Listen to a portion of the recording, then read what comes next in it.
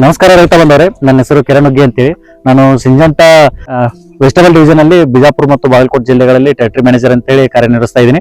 So ನಾವಿವತ್ತು ಬಿಜಾಪುರ ಜಿಲ್ಲಾ ಇಂಡಿ ತಾಲೂಕಿನ ತಡವಲ್ಗ ಗ್ರಾಮದಲ್ಲಿ ಇದ್ದೀವಿ. ನಮ್ಮ ಜೊತೆಗೆ ನಮ್ಮ ಪ್ರಗತಿಪರ ರೈತರಾದಂತಹ ಬಸವರಾಜ್ ಮೇತ್ರಿ ಅವರು ಇದ್ದಾರೆ.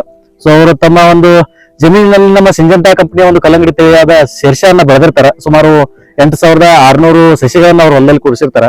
ನೋಡ್ಬೋದು, ಇವತ್ತು ಹಾರ್ವೆಸ್ಟಿಂಗ್ ಕಟಿಂಗ್ ನಡೆದಿದೆ. ಸೊ ಯಾವ ತರನಾಗಿ ತಳಿ ಬಂದಿದೆ ಅನ್ನೋದನ್ನ ರೈತರ ಮುಖಾಂತರ ಅವರು ಪರಿಚಯದ ಮುಖಾಂತರ ಕೇಳೋಣ. ರೈತರ ನಮಸ್ಕಾರ ರೀ. ನಮಸ್ಕಾರ ಪರಿಚಯ ಹೇಳ್ಬೋದ್ರಿ? ನನ್ನ ಹೆಸರು ಬಸವರಾಜ್ ಗುರಪ್ಪ ಮೇತ್ರಿ ಅಂತ ಹೇಳಿ. ಟೋಟಲ್ ನಮ್ದು 32 ಎಕರೆ ಲ್ಯಾಂಡ್ ಐತಿ. ಅದ್ರೊಳಗೆ ನಾವು 1.5 ಎಕರೆ ಕಲ್ಲಂಗಡಿ ಮಾಡಿದೀವಿ. ಹಾ ರೀ. ವೆರೈಟಿ ಬಂದು ಸಿಜೆಂಟಾದು ಶೇರ್ಷಾ. ಸೊ ನಮ್ ಪಕ್ಕದಲ್ಲಿರೋರು ನಮ್ ಫ್ರೆಂಡ್ ಆಗ್ಬೇಕು. ಇವ್ರು ನನಗೆ ರೆಫರ್ ಮಾಡಿದ್ರು. ನಾನು ಡೆಲಿಮನ್ ಆಗಿದ್ದೆ ಯಾವಾಗ ವೆರೈಟಿ ಮಾಡ್ಬೇಕು. ಸೊ ಅವ್ರು ಲಾಸ್ಟ್ ಟೈಮ್ ಬೆಳೆದಿದ್ರು. ಅವ್ರು ನನಗೆ ಕಾಂಟ್ಯಾಕ್ಟ್ ಮಾಡಿದಾಗ ಅವ್ರು ಸಜೆಸ್ಟ್ ಮಾಡಿದ್ರು. ಸೊ ಹಿಂಗಾಗಿ ವೆರೈಟಿ ಭಾರಿ ಐತಿ. ಎಷ್ಟು ದಿನದ ಐತ್ರಿ ಇಲ್ಲಿ ಪಾಟ್ ಅದು ಹಾರ್ವೆಸ್ಟ್ ಮಾಡೋದೈತಲ್ರಿ? ಈಗ 60 ದಿನದ 60 ದಿನದ ಐತ್ರಿ. ಅಕ್ಯುರೇಟ್ 60 ದಿನದ. ಸೈಜು ಎವರೇಜ್ ಏನಿದೆ ರೀ? ಸೈಜ್ 5 ಕೆಜಿ ಎವರೇಜ್ ಅದ್ರಿ. 8 ಕೆಜಿ ತನ ನಮ್ಗೆ 5ರಿಂದ 8 ಕೆಜಿ ವರ್ಗು ಐತ್ರಿ ಕಾಯಿ ಸಿಕ್ತು. ನಿಮ್ದು ಈಗ ಎಲ್ಲ ಈಗ ಪ್ಲಾಟ್ ಅಲ್ಲಿ ನೋಡ್ಬೋದು, ರೋಗ ಆಮೇಲೆ ಕಾಯಿ ಸೆಟ್ಟಿಂಗು ಯಾವ ತರನಾಗಿದೆ ರೀ? ಸೆಟ್ಟಿಂಗ್ ಈಗ ಆಲ್ಮೋಸ್ಟ್ ಅಲ್ಲಿ ನಾವು ಬಾಳ ಕಡೆ ಕೇಳಿದ್ರೆ ಸೆಟ್ಟಿಂಗ್ ಪ್ರಾಬ್ಲಮ್ ಥಂಡಿ ಸಲುವಾಗಿ ಬಾಳ ವೆರೈಟಿ ಬಂದದ. ಬಟ್ ಈ ವೆರೈಟಿ ನನಗೆ ಸೆಟ್ಟಿಂಗ್ ಪ್ರಾಬ್ಲಮ್ ಬಂದಿದೆ. ಏನ್ ಕಂಡಿಲ್ಲ. ಇಲ್ಲ. ಅದ್ರೊಳಗೆ ನೋಡ್ಬೋದು, ನಿಮ್ ಹೊಲದಲ್ಲಿ ಒಂದ್ ಸ್ವಲ್ಪ ನಿಂಬೆ ಗಿಡ ಇರೋದ್ರಿಂದನು ಸೊ ಜೇನ ಅದು ಅಟ್ರಾಕ್ಟ್ ಮಾಡತ್ರಿ. ಸೊ ಹಿಂಗಾಗಿ ಸೆಟ್ಟಿಂಗ್ ಏನ್ ಪ್ರಾಬ್ಲಮ್ ಕಂಡಿಲ್ಲ. ಇಲ್ಲಿ ಕಾಯಿನ ಸೈಜ್ ಚಲೋ ಬಂದಿದೆ, ಸೆಟ್ಟಿಂಗ್ ಆಗಿತ್ತು. ರೋಗ ಎಲ್ಲ ಕಂಡೈತೆ ನಿಮ್ಗೆ? ರೋಗ ಯಾವ ರೀತಿಯಾದಂತ ರೋಗ ಕಂಡು ಬಂದಿಲ್ಲ. ಸೊ ಇವತ್ತು 60 ದಿನದ ಪ್ಲಾಟ್ ಅದ. ನೀವು ಈಗ ಜಸ್ಟ್ ನೋಡಿದ್ರು ನಿಮ್ಗೆ ಎಷ್ಟು ಹೆಲ್ದಿ ಕಾಣಿಸ್ತಾರ. ಹೌದೌದು. ಗ್ರೀನಿಶ್ ಆಗಿ ಹೆಲ್ದಿ ಕಾಣಿಸ್ತಾರ. ಈಗ 8,600 ಹೆಚ್ಚಿದ್ರಿ ಕುಣಿಸಿರಿ. ಕಟಿಂಗ್ ನಡೆದ ಏನ್ ಅಂದಾಜ್ ಏನ್ ಆಗ್ಬಹುದು ಫಸ್ಟ್ ಕಟಿಂಗ್ ಸೆಕೆಂಡ್ ಕಟಿಂಗ್ ಸೇರಿ? ಸರ್ ಆಲ್ಮೋಸ್ಟ್ ಅಲ್ಲಿ ಸೆಕೆಂಡ್ ಕಟಿಂಗ್ ಇದ್ರೆ ಏನು ಮಾಲೆ ಸೆಕೆಂಡ್ ಕಟಿಂಗ್ ಜಾಸ್ತಿ ಏನು almost A grade. First cutting ಮಾಲೆ ಅದ್ರಿ. ಮಿನಿಮಮ್ 40 ಟನ್ ಇದು ಮಾಡ್ಬೋದು. 8,600 ಈಗ ಒಂದು 40 ಟನ್. ಸೊ ಟೋಟಲ್ ಆಗಿ ನೀವು ಎಷ್ಟು ಖರ್ಚು ಮಾಡಿದ್ರಿ? ಎಷ್ಟು 8,600 ಸಸಿಗೆ?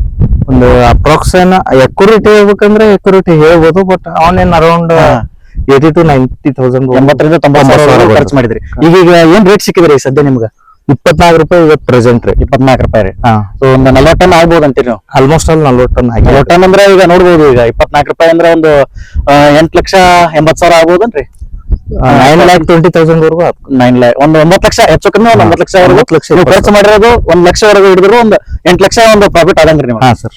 ಸೊ ಈ ಒಂದು ದಿನಮಾನದಲ್ಲಿ ಬೇರೆ ಎಲ್ಲ ರೈತರು ಬೇರೆ ಬೇರೆ ಮಾಡ್ಕೊಂಡು ಒಂದು ಕಲ್ಲಂಗಡಿ ಮಾಡಿ ಒಂದು 2-3 ತಿಂಗಳಲ್ಲಿ ಒಂದು ಒಳ್ಳೆ ಲಾಭ ಪಡ್ಕೋಬಹುದ್ರಿ. ನಿಮ್ಗೆ ಶಾರ್ಟ್ ಟರ್ಮ್ ನಾಗ ಬಿಗ್ ಇಂಪ್ಯಾಕ್ಟ್ ಆಗ್ತಾರ. ಪುಷ್ ಅಂತ ಇರಲ್ಲ.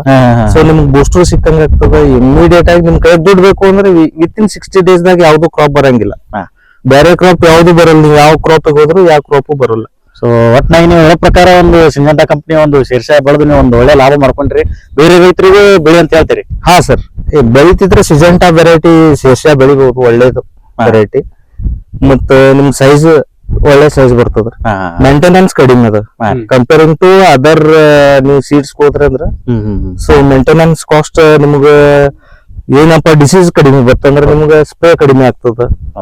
ಒಂದ್ ಸ್ಪ್ರೇ ಮಾಡ್ಬೇಕಾದ್ರೆ ನಿಮ್ಗೆ 2,000 to 2,500 ರೂಪಾಯಿ ಎಕ್ಸ್ಪೆನ್ಸ್ ಬರುತ್ತೆ. Labour cost including labour cost ಬಂತು.